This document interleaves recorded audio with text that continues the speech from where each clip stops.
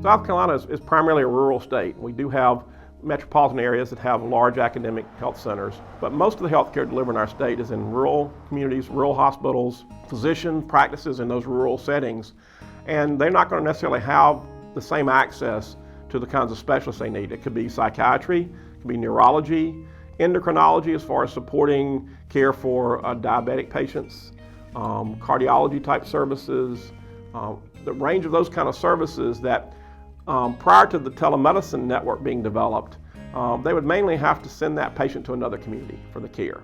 And that patient then, one has to deal with the travel, even if it's not an emergency, but even to like an appointment for that initial evaluation. Whereas now with a strong telemedicine network, whether it's in the physician office or in the hospital setting, they can have access to those same consultants and specialists that otherwise before they would have to send a patient to another community. So it's good for the health system in those rural communities because they're able to offer more services.